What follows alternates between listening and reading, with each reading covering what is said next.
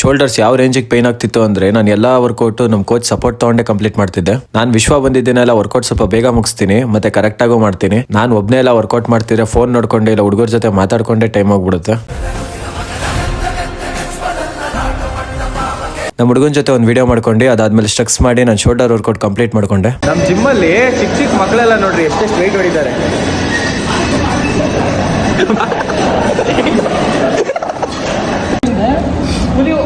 Chicken ಪುಲಿ ಇವತ್ತೆಲ್ಲ ಖಾಲಿ ಮಾಡ್ಬಿಟ್ಟವ್ರು ಇವರೆಲ್ಲ. ನಮ್ಮ ಮುಂದೆ ಬಾಕ್ಸ್ ಓಪನ್ ಮಾಡ್ತಾ ತಿಂದ್ವಿ. ಕರೆಕ್ಟ್ ಆಗಿ ಒಂದು 30 ಗ್ರಾಮ್ ಮಿಕ್ಕಿರ್ಬೋದು ಅಷ್ಟೇ. ಸಿಂಗಲ್ ಚಪಾತಿ ಸ್ಟಿಂಗ್ ಬೇರೆ ಕುಡಿತಾನೆ. ಜಿಮ್ ಚಪ್ರಿ ಅವ್ನ್ ಬಾಯಿ ತೆಗ್ಸು. ನನಗೆ ಏನೂ ಗೊತ್ತಿಲ್ಲ ಸರ್, ತುಂಬಾ ಒಳ್ಳೆಯದು. ವರ್ಕೌಟ್ ಮಾಡಿ ಸ್ಟಿಂಗ್ ಕುಡಿತವ್ರು ಇವರಿಬ್ರು.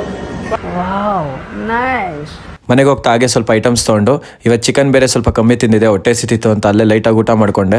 ಅದಾದ್ಮೇಲೆ ಮನೆಗೆ ಬಂದು ನಾನು ಅಮ್ಮ ಮತ್ತೆ ಅಜ್ಜಿ ವಾಕಿಂಗ್ ಬಂದ್ವಿ.